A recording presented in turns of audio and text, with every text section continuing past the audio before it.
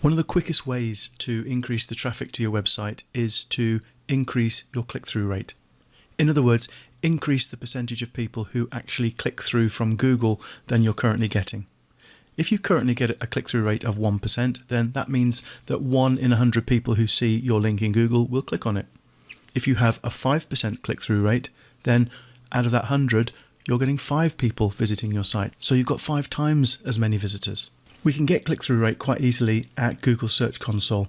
You should have your site set up for Google Search Console, and you should also have it set up for Google Analytics. And those two things give you a lot of extra data about your website. The idea here is that we can go in and we can look for pages that have low click-through rates using Google Search Console, and then use Yoast SEO to edit titles and descriptions, and then we can monitor the click-through rates to see if we can increase them.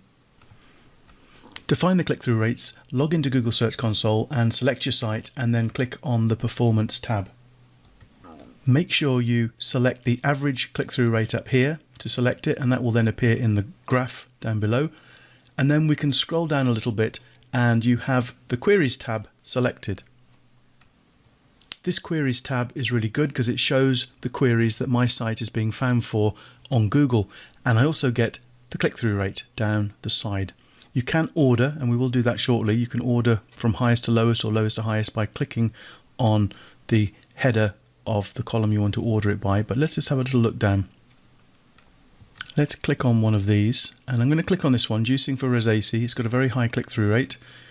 You can see 34.7 click-through rate, and now the information down here in this bottom table all applies to this keyword. So Juicing for Rosacea, I can click on the pages, and that will show me the page that is ranking, or pages that is ranking for that keyword, and there you go. I can actually go there and have a look at that. I've also got information about countries, which countries are visiting, and which devices people are using to access the site. You'll also notice that because I clicked on a particular query, it's now added that to the filter at the top, and I can remove that simply by clicking on the little cross, and that returns me back to all of the queries and data for the site as a whole. But rather than starting with the queries and looking at the click-through rates, let's start with the pages. So let's click onto the Pages tab, and you can now see all of the pages on the website. We can then go down the URLs and look for those that have low click-through rates. But together with that low click-through rate, you have to have high impressions, because if it's got 0 impressions, then you expect a 0 click-through rate. And I can show you that if I order these by click-through rate with the lowest at the top. We have some pages down here that have fairly low impressions, but 0 click-through rate. That's probably to be expected. This one, 62 impressions, maybe we should start to get a click, but at 62 it's still not really enough data to work that out. So what I would probably do is go by impressions, and then with a lot of impressions we know that the click-through rate should be quite good. And let's have a look at this one. This one is the first low one, 0.7. It's below 1%. Typically I would target anything below 1% first, and then I'd go back and probably do below 2% and see if I can do anything about it. So let's just click on that one, and we get a bit more information about it and have a look at the queries that page is being found for. It's being found for quite a lot of queries. All those keywords are finding that web page, and we could have a look down here and see if there's any in particular that aren't producing a click-through. So people searching for Allura Red AC, 0 click-through, that's 336 impressions. So that's one of the phrases which probably people aren't thinking it applies too much to the web page. So we could bear that in mind, and we can go across to the web page. Let me just scroll back up, go to the pages, and I'm going to open that page in a new browser window, and I'm logged into the dashboard of this site, so I can go in and I can edit the post. You can see the title, Allura Red AC E129. And if I now scroll down to find the Yoast SEO settings, we can find them down here, where I've got a snippet preview. So this is pretty much what people are going to see when it's in the SERPs. It might be slightly different, but this is the basic snippet. We've got a very boring title, Allura Red AC E129. Well, it's factual because that's what the thing is called, this additive is called. It's also got the name of the website, and then it's got the URL, and then it's got a small description. Allura Red AC is a colouring that may aggravate ADHD and other health problems. It depends what you're looking for. If you're not looking for the health benefits or the health problems associated with something, then maybe that description is not very good.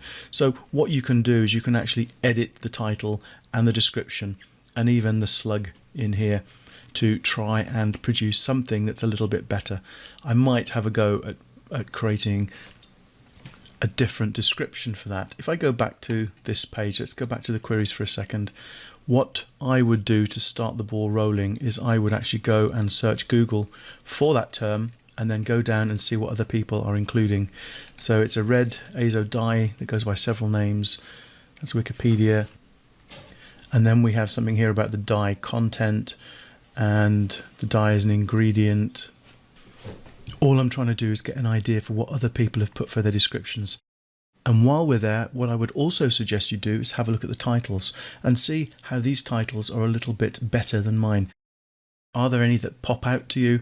Well, if you're looking at it from a health point of view, then is red dye toxic? That's red dye 40 toxic. That's a lot better than the boring heading that I had.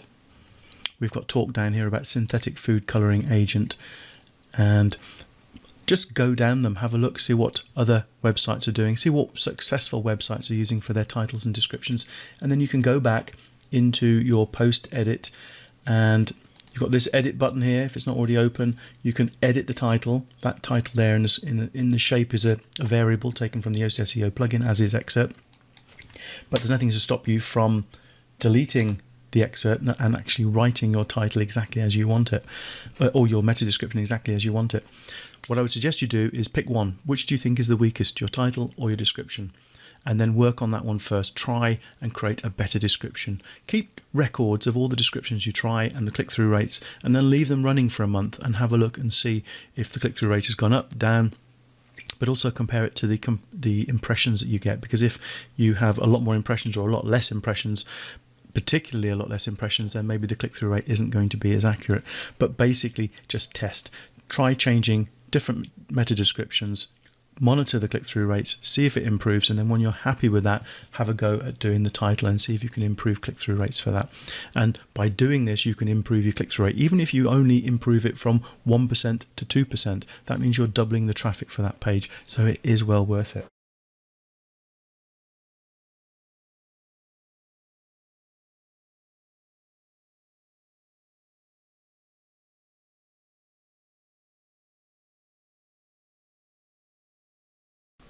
In the last video, we looked at click-through rate and how you can try to get better click-through rates by having a look to see what your click-through rates are, trying to work out why they're not higher, and then trying to test different headlines and descriptions. In this video, I want to have a look at time on site, because this is telling you how long people are spending on your pages. And for this, we need Google Analytics. And so here I am logged into my Google Analytics, and you want to go down to Behavior, Site Content, All Pages, and you'll end up with this table. And while this lecture is really looking at this average time on page, there is also bounce rate, which is really useful, because if a certain page has a high bounce rate, it means people who are arriving there not finding what they want and bouncing back. Typically, high bounce rates accompany low average time on page. And if we have a look down here, we've got a 36% bounce rate, and if we go across the time on page, the average time on that page was 5 minutes and 52 seconds. Most of these up at this end were the average time on a page is actually closer to an hour or more. However, I can see that that is my homepage, and perhaps people are moving away from the homepage quickly because they're finding what they want. So what I suggest you do with this is to go to Behavior, Site Content and All Pages, and then click on the average time on page and order them from high to low. If you click it once and you get zeros, then you've probably gone down the other end. Let's click on it again, and we've now got the highest numbers at the top. I can see that the average time on a page for my site is 39 minutes, which is actually pretty good.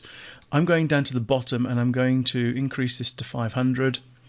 And then what I want to do is I want to go down this list until I get to pages where the time on site is less than average. Because that 39 is actually a really unusual high average for time on site, I will actually go down even lower than that. But I'm keeping a look at these numbers. Okay, from this point on, these ones, the average time on the page is less than the average, but I'm going to go down even further to about 1 minute to see what pages I have where people are only spending a minute or less on the page. And here we are, we've got 1 minute, 1 minute, 1 minute, and then we go down to 58 seconds, 57 seconds, 57, 57. And so these are the ones I want to have a look at. If we take this one as an example, I can go and have a look at the page. Let me just drag it in. And what you'll find for this one is that it's actually a really short page. That's the content there. So the fact somebody's only spending 58 seconds on there isn't really a big problem to me. Let's have a look at this next one. 57 seconds. Okay, this is a juice recipe. There's actually a little bit more information there, so for some reason they're not finding exactly what they want, perhaps. However, looking at these, we're looking at the number of page views, and we're only talking about 4 page views. Again, with time on site or time on the page, you need to have those where they have a decent number of page views so that you know it's a true average. An average of 1 person is not an average. An average of 4 people, okay, it's a better measure, but really we should be having 10, 15, 20 as a minimum. So if we scroll down a little bit further, let's find one that has a good number of page views, and there was one here that had 29. Okay, this smoothies page has 29 page views, 45 seconds average. Now, it's possible that that is a page that leads people to other recipes, and so they come here, yeah, and then they can find the smoothie they want, they click on it, and then they're away from that page. So that time on that site could be easily explained in that way. But what you're looking for is a high number of page views, a low time on site, possibly a high bounce rate, but we're really concerning ourselves about the time on the page here, and then go in and try to work out what the searcher's intent is. Why are they on that page? What do you think they're expecting to see, and what are they seeing, and is there anything you can do about it?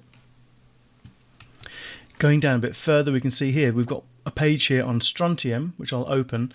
It's had 31 page views and average time on site is 0.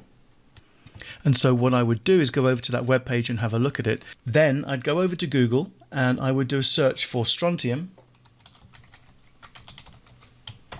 because that is probably what I'm ranking for, and have a look and see what the homepage is about and what the top 10 pages are about. So this will reflect better what people are searching for when they're searching for strontium. And I think what we'd find is that we're looking more at periodic table of elements and chemicals and chemistry rather than biology. So that would explain why in that case we have 31 views but they don't spend any time on there. Bounce rate is up as well, so that is probably the reason for that. Do I want to change it? Well, I'm not really looking to attract people with chemistry in mind. I'm looking more for the health benefits of strontium, so we're more biological. So perhaps what we need to do is go in there, use Yoast SEO and change the title of the page. Let's have a look, see what the title of the page was. Just drag that down a little bit. Okay, the title is Strontium is similar to calcium, is structurally similar to calcium and can be used in bones. Well, that sort of implies chemistry, doesn't it? Because it's talking about another element structurally similar to calcium. That's chemistry and can be used in bones as biology. So people may read that little bit of the title and think, oh, this is a chemistry thing. But then they get there, see it's biology and head off again. So what I could probably do is make the title more biologically related so people don't click on it unless they're interested in biology, and perhaps then also look at the description in the SERP, see what I can do about that to make it more biological, and then see whether I start ranking for more biological searches to do with strontium, so strontium health benefit type searches, because Google may be showing my page for searches where people aren't really interested in that. The searcher's intent is more chemistry related than biology. So that is what you can do with Google Analytics. When you go in, go over to behavior site content pages and you see the table and look for these low times on site and try and work out what's going on and see if there's anything you can do about it.